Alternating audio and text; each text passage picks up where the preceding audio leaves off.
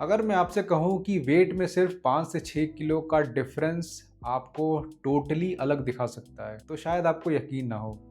लेकिन कितनी बार हमने देखा है कि हम पुरानी फ़ोटो को देख के ऐसा बोलते हैं, पहले फेस का स्ट्रक्चर कुछ और था और अभी जो फेस का स्ट्रक्चर है, वो टोटली डिफरेंट है। तो ऐसा क्या है कि कुछ वेट की वजह से फेस का डिफरेंस इतना ज़्यादा कैसे हो सकता है? हम जनरली ये सोचते हैं कि हमारे फेस पे जो चेंज आ गया है, वो हमारी एज की वजह से आया है। इस एज में ऐसा होता है। अगर कोई 25 ईयर का है सो उसको कुछ फेशियल ब्लोटिंग हो रही है तो उसको लगेगा दिस इज़ नॉर्मल। और कोई 35 का है उसके फेस पे कुछ रिंकल्स आने स्टार्ट हो गए हैं तो उसे लगेगा दिस इज़ नॉर्मल। बट ये नॉर्मल नहीं है। ये आपके लाइफ़स्टाइल के ऊपर डिपेंड करता है और आपके बॉडी में कितना आपने एक्सेस वेट कैरी किया हुआ है। और बहुत लोग इसको इस पे टाल देते हैं कि ये जेनेटिक्स का ही इशू है। जेनेटिक्स का इशू अगर होता तो कई सारे सेलिब्रिटीज़ आपने देखे होंगे, उनका जेनेटिक्स क्या सुपीरियर है? उनका जेनेटिक्स भी उतना सुपीरियर नहीं है जितना आप अपना इन्फीरियर समझ रहे हो। सो ये जेनेटिक्स की प्रॉब्लम नहीं है, ये कुछ और ही है। अगर मान भी लेते हैं कि जेनेटिक्स डिपेंड करता है इस पे, तो आपकी अभी की जो फ़ोटो है और आपकी जो पुरानी फ़ोटो है, उसमें आपको इतना डिफरेंस क्यों दिखता है? क्योंकि आपका बोन स्ट्रक्चर तो अभी भी वैसा है जैसा पहले था। तो ऐसा जेनेटिक्स की वजह से नहीं होता है, ये इसका रीज़न कुछ और है। सो इसका रीज़न क्या है कि हमारे फेस का स्ट्रक्चर चेंज होता है, ज़रा भी फैट हमने एक्यूमुलेट किया तो इसका पहला रीज़न यही है कि हमारा जो फेस की जो स्किन है वो बहुत पतली होती है हमारे पूरे बॉडी के स्किन के कंपैरिजन में। अगर आपके बॉडी में फैट थोड़ा सा एक्यूमुलेट होने लग गया या थोड़ा सा वाटर रिटेंशन ज़्यादा हो गया तो वो आपके फेस पे बहुत ज़्यादा इफ़ेक्ट डालती है। अगर आपकी बॉडी में आपने कुछ फैट स्टोर कर लिया तो वो उतना पता नहीं चलता है, क्योंकि आपकी बॉडी उसको इतना थोड़ा सा अगर बढ़ा भी दे तो वो दिखता नहीं, विजिबल नहीं होता है। लेकिन फेस पे अगर थोड़ा भी फैट आ गया या थोड़ा वाटर ज़्यादा रिटेंशन हो गया तो थोड़ा सा भी फैट और थोड़ा सा भी थिकनेस आपके फेस को फ्लफ़ी बना देता है और वो आपका स्ट्रक्चर ही चेंज कर देता है। और कभी कभी आपने ये देखा होगा कि बहुत सारे लोगों के फेस में वाटर रिटेंशन ज़्यादा रहता है अदर के कंपैरिजन में, मतलब उनका फेस थोड़ा फ्लफ़ी दिखेगा। तो ये होता है इस वजह से कि आप बहुत ज़्यादा नमक वाला खाना खा लो, या आपकी नींद कुछ दिनों से पूरी ना हो रही हो, या आप अल्कोहल कंजम्पशन बहुत ज़्यादा कर रहे हो। तो ये सब रीज़न्स होते हैं कि आपकी बॉडी अपने आप को प्रिवेंट करने के लिए वाटर स्टोरेज ज़्यादा कर देती है। तो आप जब नमक वाला ज़्यादा खाना खाते हो या अल्कोहल ज़्यादा लेते हो तो आपकी बॉडी में डिहाइड्रेशन टाइप का सिम्टम स्टार्ट हो जाता है। तो उस प्रॉब्लम से लड़ने के लिए आपकी बॉडी वाटर रिटेन ज़्यादा करना स्टार्ट कर देती है। अब जब वाटर रिटेन करेगी तो ऐसा नहीं कि सिर्फ उसे फेस पे करेगी, पूरे बॉडी पे करती है, लेकिन वो फेस पे ज़्यादा विजिबल होता है। अब जैसे कि बॉडी फैट जो स्टोर करती है, हमें यही लगता है कि हमारा फैट बॉडी के एब्डोमिनस एरिया में होता है, हमारे थाइज पे होता है, वहाँ पर तो बॉडी फैट स्टोर करती करती है, लेकिन बहुत सारा फैट आपका फेस पे भी स्टोर होता है। तो ऐसा नहीं है कि बॉडी एक ही जगह फैट स्टोर करती है, उसको जहाँ पे भी ऑप्शन दिखता है वहाँ पे फैट स्टोर करना स्टार्ट करती है। और इसी वजह से जब फेस पे फैट आता है तो आपका फेस डबल चिन टाइप का, सो आपके फेस में जो शार्पनेस होनी चाहिए थी वो आपकी जगह फैट उसको राउंड कर देता है। तो आपका फेस एक तरह से ओवल या गोल जैसा दिखने लगता है। और आपके फेस की भी मसल होती है जो आपके पूरे फेस को एक टोन देती है। तो मसल टोनिंग जो फेस पे होती है वो तभी तक आपको सही दिखाती है जब तक आपके फेस पे फैट नहीं है। फेस पे फैट मतलब आपके पूरे बॉडी में फैट कम है, तो आपकी जो बॉडी के फेस की जो टोनिंग होगी वो काफ़ी ज़्यादा शार्प दिखेगी। और फेस पे जो मसल्स होती हैं वो बहुत ही छोटी छोटी मसल्स होती हैं, जैसे कि यहाँ पे आपको मसल्स दिखेंगी और आपको यहाँ पे चिन लाइन पे आपको मसल दिखेगी। तो ये सब मसल्स तभी आपको दिखेगी जब आपके बॉडी में फ़ैट कम होगा। अब इसमें एक और इम्पॉर्टेंट फैक्टर आता है कोलेजन का। आपकी बॉडी नेचुरली कोलेजन बनाती है, लेकिन अगर आपकी लाइफस्टाइल बहुत ही सेडेंटरी टाइप है और या आप जंक फूड कंज्यूमर हो और आपने अपनी डाइट को मेंटेन नहीं किया हुआ है तो आपकी बॉडी कोलेजन का प्रोडक्शन बहुत कम कर देती है। वैसे भी ये एज के साथ कम होता जाता है। अगर आप 30s प्लस या 40s में जाते हो तो आपका कोलेजन का प्रोडक्शन जो 20s में था उसके कंपैरिजन में बहुत कम हो जाता है। सो आपको या तो सप्लीमेंट के थ्रू उस कोलेजन को लेना पड़ेगा, या तो आपको डाइट के थ्रू आपको कोलेजन का प्रोडक्शन बढ़ाना पड़ेगा नेचुरली अपनी बॉडी में। जब कोलेजन का प्रोडक्शन बहुत कम हो जाता है आपकी बॉडी में, तो आपके फेस पे दिखता है और आपका फेस थोड़ा सा डल लगने लगता है।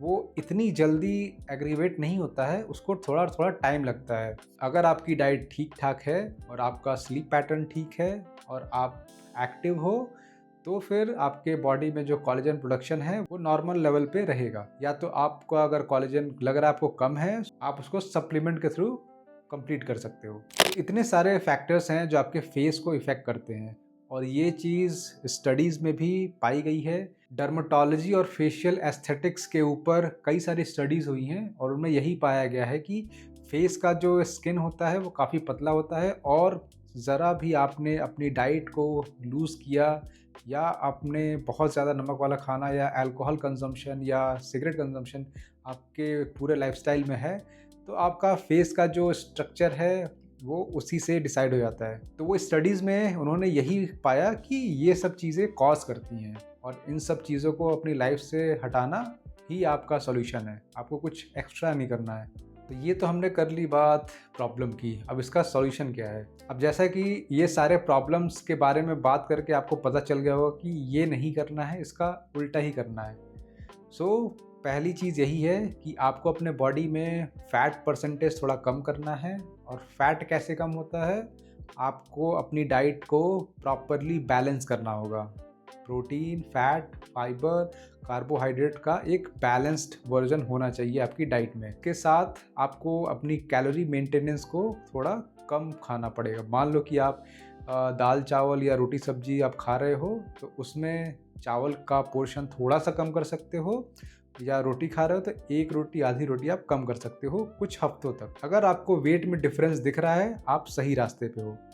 अगर आपको ये नहीं समझ में आ रहा है कि आपका मेंटेनेंस कैलोरी या मेंटेनेंस से कम कितनी कैलोरी आपको खानी चाहिए, तो आप ऐसे बहुत ही सिंपल तरीके से आप मेज़र कर सकते हो। आपको बस आधी रोटी या एक रोटी कम करनी है, और वो हफ्ते बाद मॉनिटर करनी है कि आपका वेट लूज़ हो रहा है या कांस्टेंट है या बढ़ रहा है।